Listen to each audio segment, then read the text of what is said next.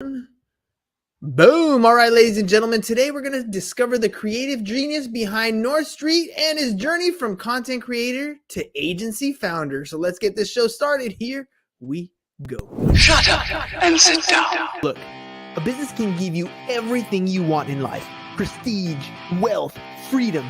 It can also take everything away from you. This show is for those who are willing to take that risk. These are the real life stories of entrepreneurs. But before we start, I have one small favor to ask. Please leave a comment. It can be advice, critiques, tips, feedback, or share this with someone because your engagement is the most valuable and most powerful form of social currency. So thank you, and welcome to another episode of Business Bros.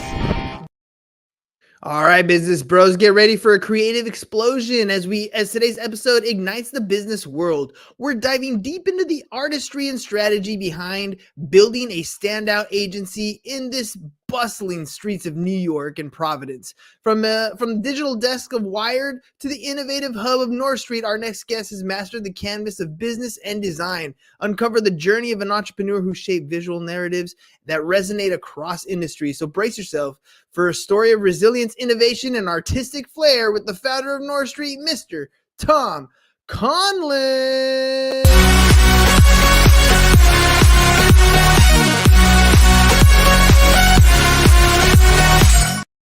All right, Tom, let's get this party started, man. Thanks for coming on. Let's do it. Let's do it. All right, first question I always ask is the same one for everybody. Everyone who comes on the show is here to promote something. There's something you do for a living, some way that you make money. What is that for you? Yeah, sure. I run an agency called North Street. It's a branding and creative agency. Been around for 14 years now. Basically, what we do is we create brand names, brand messaging, identities, and logos and websites, mostly for business-to-business companies like financial services, professional services, healthcare, nonprofit. All right. You got to break down branding. Branding can be so broad, right? When people hear branding, there's all kinds of stuff that pops into their head. So level with me, man. When somebody hires you, what do they expect? What are they going to get? All right. So branding can mean 100 different things to everybody, right? Like you said. So I like to think of branding as two different pieces. There's verbal and then there's visual, right? So the verbal is really, it's like how you talk about yourself, how your company, brand, or even like a campaign talks about itself, right? Like the words it uses, the messages, the meaning behind the messages, sort of like what makes you tick, what makes you stand out, what you exist for, really, what your brand pillars are, that sort of stuff. Visual is when you take all of that, sort of all the stuff that's being said, and then you give it a look and feel. So that's like the logo, the colors, the typography, the style of images that you use. So I mean, you've got a very established brand just in terms of like visually and verbally, because it's like I've watched a few episodes and it's like, yeah, I mean, you've got your look and feel, but you've also got the sort of the voice of the program, and that's my definition of branding. That's a great way to look at it, because at the end of the day, if you're in your industry, you kind of want to make yourself the celebrity. People want to be able to identify you from the other competitors, especially when you're talking about business to business. There's a lot of different vendors that we can go with. There's a lot of different companies that we can choose to work with, but there's a reason why we pick that one. It could be something as simple as a logo. Usually it's more complex. It's what's behind it and the brand and the values that you're talking about. So let me take you back a little bit. What sparked the idea for you to start an agency? There's a number of different ways you could have gone with marketing, but you decided to go with the full-on agency and you launched North Street. What was that like? Yeah, so it's funny. I get asked that from time to time. It's like, how did you start your business, or like what was the plan when you started your business? And honestly, there really was no plan. I'll just say, like, I've never created a business plan ever. I was both a writer. I worked in magazines. I was a writer and an editor. I worked at FHM magazine, if you remember that. It was it's kind of like a Maxim back in the day. I was in my 20s. It was amazing. It was an amazing place to work. I worked there, and I was a writer, but I'd gotten out of college and I'd been doing website design and development, so I knew how to do both. Really, like, honestly, man, this was an amazing job. I put my blood, sweat, and tears into it. Like, was working late at night to close issues, working on the weekends to write articles and things like that. And then, one day, I think it was like right before the holidays in '06, brought us into a conference room, told us that the magazine was shutting down, and it was like, Mm, whoa, right? So that was really my first experience. I was in my 20s, and it was like, what just happened? Like I just put mhm. like I loved the brand, I loved the magazine, I loved people I worked with, and I'm like, man, that really sucks that just like a group of people that I don't even know just kind of decided that this wasn't this wasn't a thing anymore. Um, so I really just I got out of the magazine. I was like, what am I going to do? How am I going to pay my rent? I started doing two things. I started writing articles freelance. So that was okay. I mean, I ended up writing for Wired, Men's Journal. I wrote for Maxim, Popular Science. I had a column for a bit, Boston Magazine.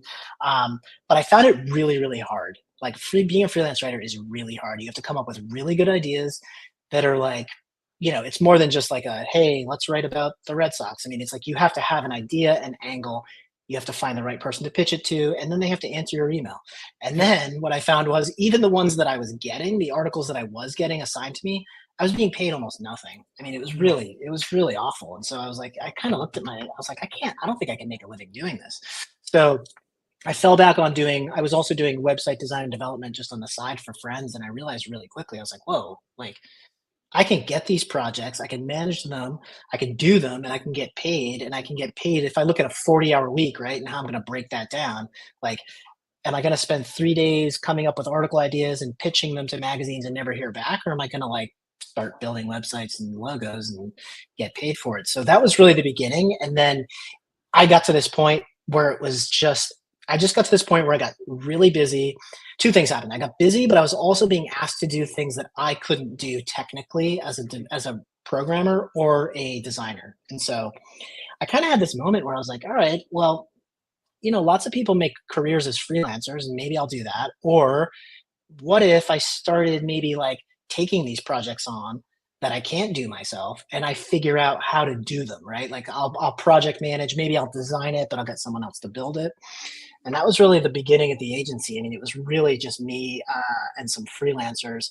And then I partnered up with someone for a little bit, probably about 3 years, but really like, honestly, the way that it started was just super organic. It was like, let me just try to manage some projects that are bigger than me. Started doing that. Those freelancers turned into like, part-time employees. And then all of a sudden it was full-time employees. And then we had an office and now it's 14 years later.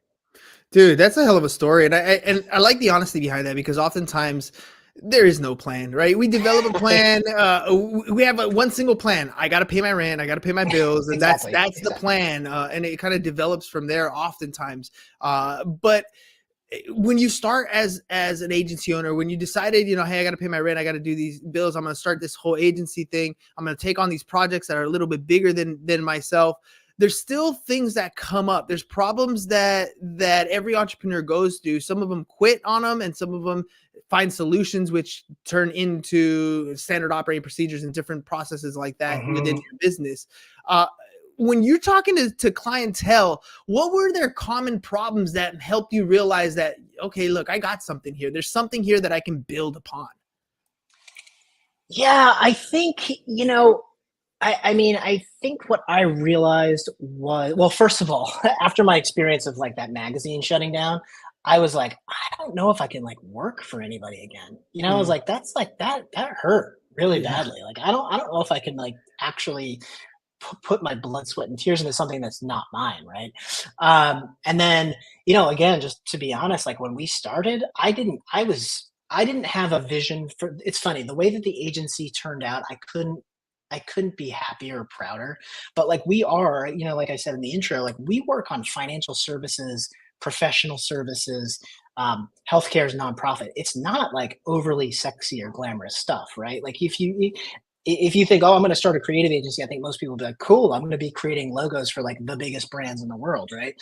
Um, that's not where we ended up, but that is where we started. We were kind of doing anything for anybody. It's funny, man. Our first paid client was a matchmaking service. We did a logo and a website for a matchmaking service, which is like the furthest that we could. Like, it's just so funny because like now we don't work on anything like that. But I think when it's really interesting looking back now because it's like when you're starting out, I was very small. It was me and like two other people. And at that time, I was the right fit for certain clients, right? That matchmaking service was a woman who was like starting her own business. She had kind of gotten out of corporate and was starting her own business. And a lot of our clients were like that. They were like these smaller companies that kind of knew that they couldn't do it themselves. This was before the gig economy, so they couldn't just go on to like Fiverr and find somebody.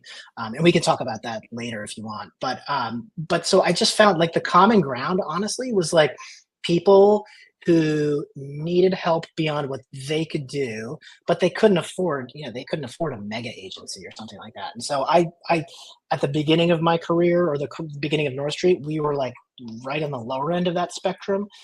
And now I think we're on the higher end of that spectrum, but we're still in the middle, right? We're in this like middle area between just hiring a freelancer yourself and hiring a giant agency that's not going to touch anything for less than like $500,000.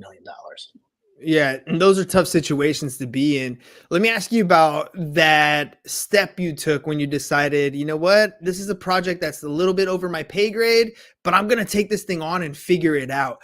At that point, you started dealing with people that were in different disciplines than you. They weren't Yeah. necessarily the same expert as you because at the end of the day, you needed their skill set to complete the project. What was it like starting to lead a team, especially when their disciplines aren't your area of expertise? I know a lot of people can get overwhelmed with that. It requires a lot of trust, man. Really, it requires a lot of trust. You're putting, I mean, a client, a business is paying you for services. You've decided that you're going to, outsource some of that stuff. And like, if that freelancer messes up or just is like really unpleasant to the client, like that is you in their mind. They don't see that it's not you, it's a freelancer. That's you. So there's a lot of trust that you have to put into people that they're going to do what they say they're going to do.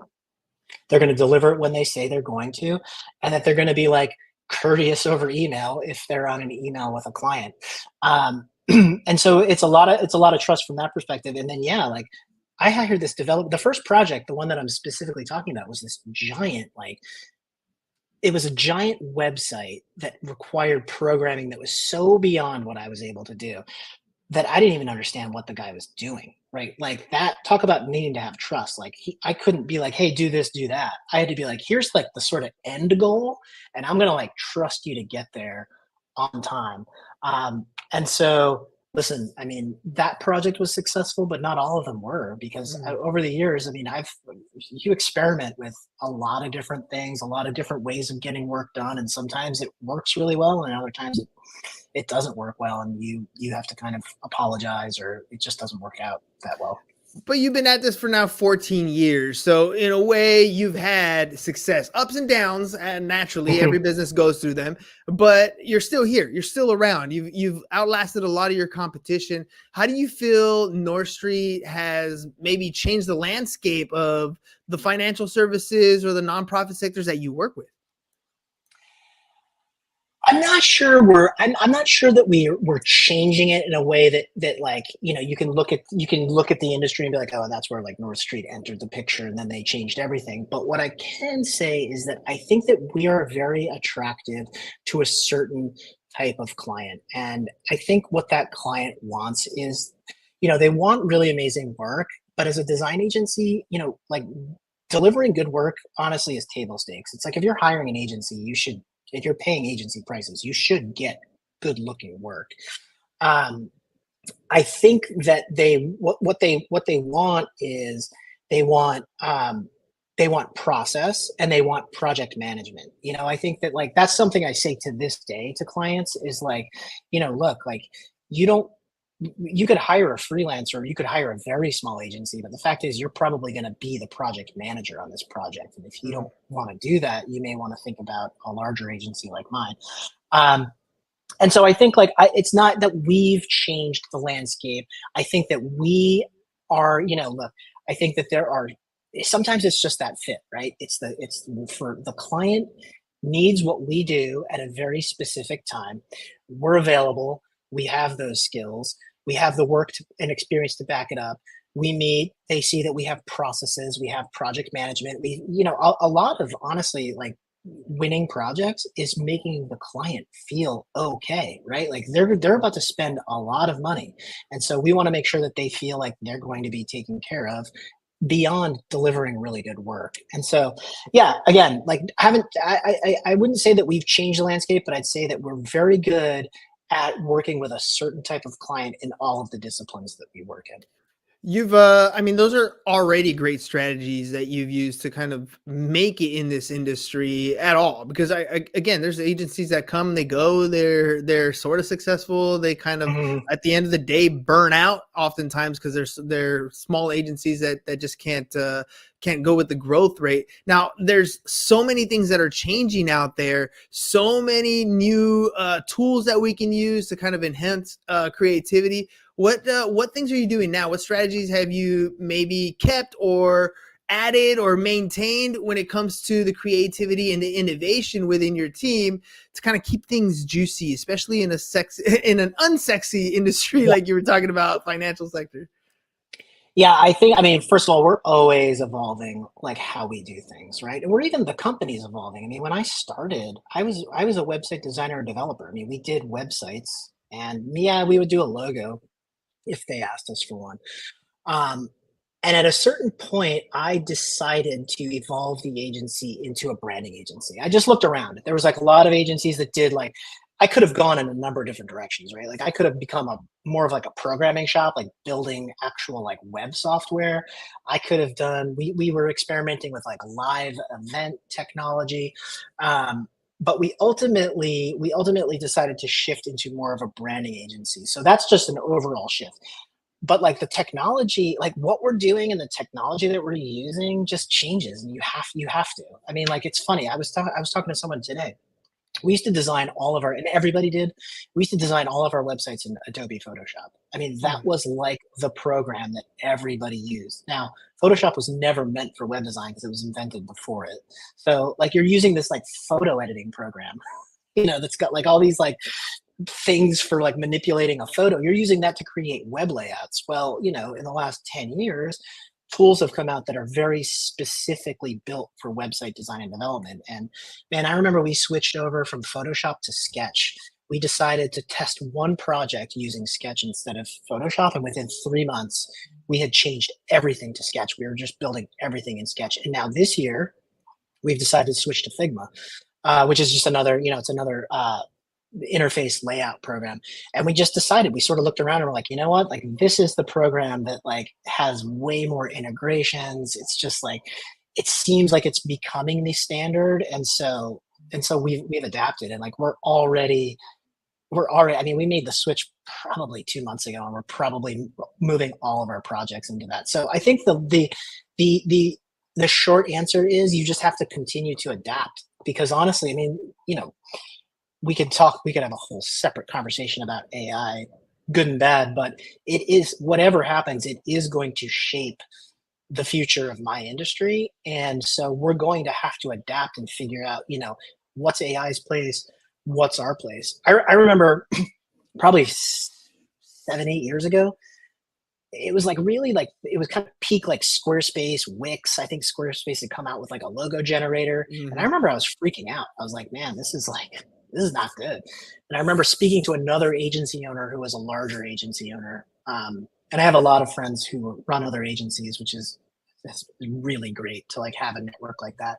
And I remember asking him like what they were going to do. This is like a 30-person agency. I'm like, what are you guys like gonna do with all this? Like, people can create their own websites on Squarespace and Wix and all that. And they were like, you know what? Like, we'll adapt. Like, there's always going to be a need for creative strategy. Like maybe the sort of like the sausage making, like the actual like factory work will be automated, but there's always going to be a need for like just kind of like human to human conversations that then translate into deliverables. So the answer is we've adapted and we will continue to. How exactly we're going to adapt in the next 5, 10 years, I don't know, because it's just a shifting landscape.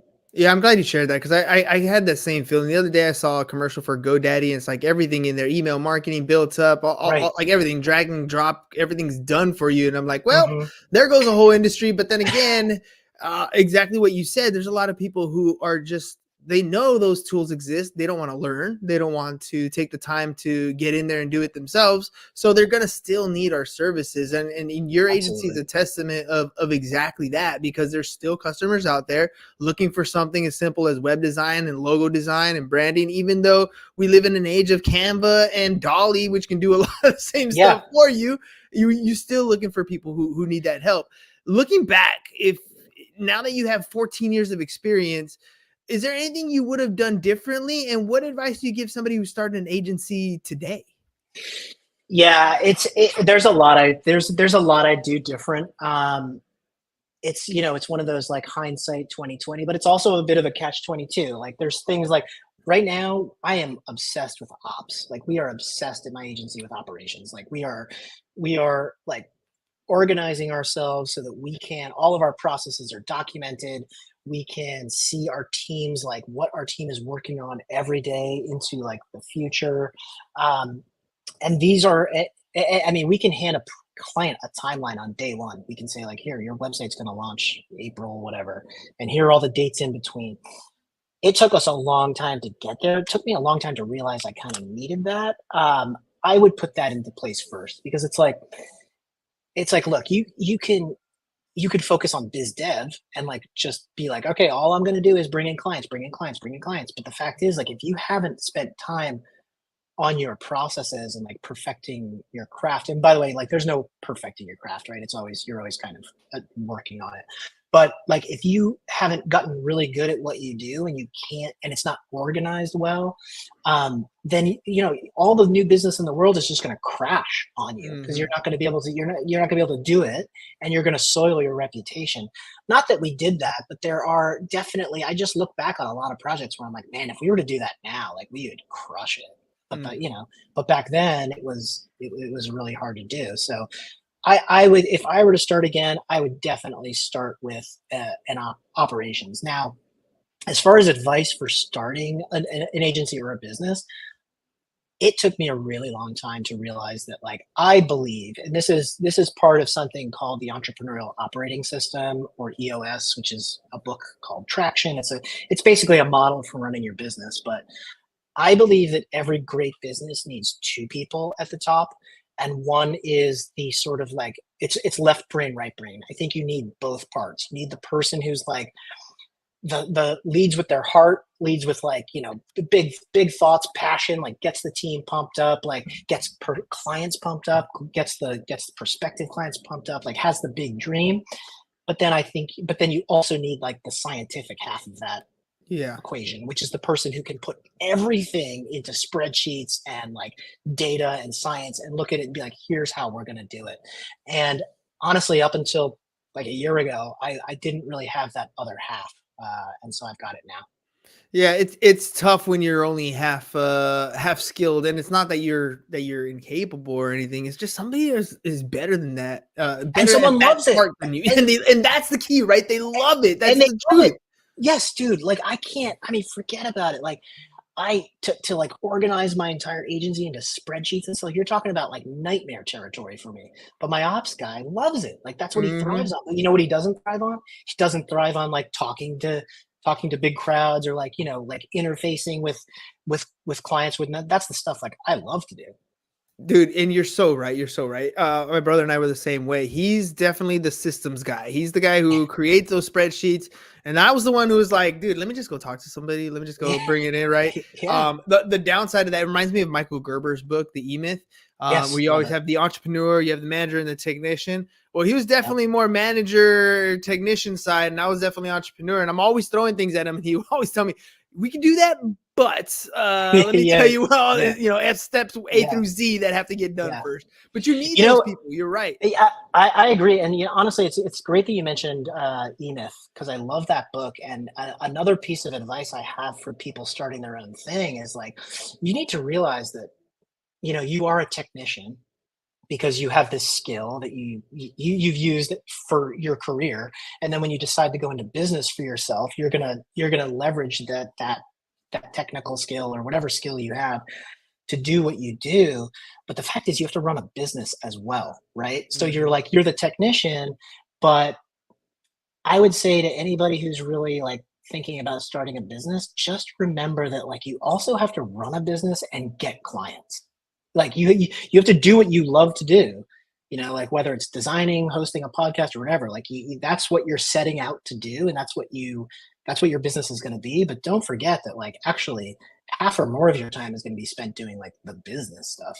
Hmm. And it never ends. The bigger you get, the more you're gonna be doing that. So it completely keeps going. Dude, Tom, if 14 years down the road wasn't enough, I'm pretty sure you have a future set ahead of you. What are the plans for North Street? Where do you see your business going in the next few years, especially as AI starts to really dominate our space? Yeah, well, I'll tell you some things that have been happening. I mean, one is we've started expanding the footprint of our team globally. So, we were all in a single studio in the South Street Seaport in New York City in 2020, like Friday the 13th was like our first day we went virtual. And now we are completely virtual. We have a couple office spaces, but it's like people kind of come in and out of them, right? Mhm. And so one thing that we've done in the last couple of years is, I mean, we have developers all over South America, and we also have one in Africa, believe it or not. And I've got team members now in like multiple time zones, which has been really interesting. So we have been changing as far as what the future looks like. I mean, look, I think that I've already steered the ship in a direction which is to be more strategic based than execution based. And so I think that was a good decision back then because I think a lot of the execution is going to be automated. And what I mean by execution is, you can type something into Dolly or whatever and just say, "Hey, give me a logo that has these things in it," and it'll pop it out. But what it doesn't do is it doesn't do all the front end work on that, which is like figuring out who your company is, like what are competitors doing in this space, like what are the no-nos, like what's the white space where you can like stand out, what are the things that are like stupid and you shouldn't do it, or if you've seen someone else do it and fail, and like what are your values and how can we tie that into your logo. So I think that we're going to become more and more a strategic partner. We'll always, I think we'll always do the execution piece, the designing the logos, the building the websites, but I think we're going to, there's going to be a bigger front end of strategy on that. And so I'm not really sure what that means. I mean, it could mean that we are adding a lot more kind of like research and insights into our work. So that's one thing. I think another sort of another thing about kind of where we're gonna go is I like the idea of we've been working with some startups recently, and so we've seen kind of like what their needs are as they're going to get funding, as they're going to get investment, and I think that like a future version of North Street could potentially not just not just like create a brand and set it on its merry way, but create a brand and then like help them get funding. I mean, I think that could be an interesting thing. It definitely helps if you have a clear message when you're out there Yeah. pitching for whatever round you're on. Yeah. Tom, obviously your agency has been around for a while. You're literally sharing with us different stories, different techniques, and different ways that people can grow their company, or at least in the financial and in that industry. Um, if people want to reach out to you and they want to work with you or get an idea of what it takes to work with you, how can they do that? Yeah, definitely. My emails, I think it's scrolling at the bottom of the screen, but yeah, Tom at North Street Creative. I mean, look, there's a couple things I'm really always interested in. One is like talking to other business owners. I mean, I'm part of something called the Entrepreneurs Organization in New York. I love talking to other business owners, and it doesn't matter like what their business is because it's just a shared, all the joys and problems that you have as a business owner are Mhm. like cross category, right? Um, I'm also really interested in helping young people sort of like out of college figure out like how to Mm. get their first job. I've just been like, it's something with the last couple of years of like COVID and going remote and everything. I really think it's like it's gotten really hard for young people to kind of get that first chance.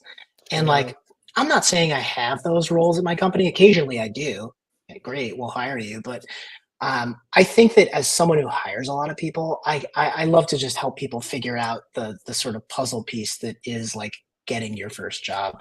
And then yeah, absolutely collaboration. I mean, we work with other agencies all the time. We work with agencies that do SEO, agencies that do display, media research. I mean, we've got tons of partners, and so we're always, it's a nice two-way street because they'll send us business, we'll send business to them. So yeah, definitely interested in speaking to folks. Nothing like the power of networking to help grow your business. It works every single time, ladies and gentlemen. Tom's no different. Reach out to him, shoot him an email, tom@northstreetcreative.com. Loves to talk business, ladies and gentlemen. So sometimes you just need to hear from people who've been at it for a while, get a different perspective in your business or about your business from somebody who's outside the box. Trust me, it's a completely different ballgame when somebody's looking in rather than you who's been stuck in it for quite some time. So reach out. Website scrolling across the bottom, northstreetcreative.com. Tom, thank you very much for being on the program today. Ladies and gentlemen, that's all we got for you on this one. We'll catch you guys on the next one. Peace. And we're out. It's over. Go home. Is your business in need of marketing? Try starting a podcast, but not just any podcast. Podcast like a pro. We can show you how to take your business from being invisible to becoming a brand people trust. Go to www.businessbros.biz to get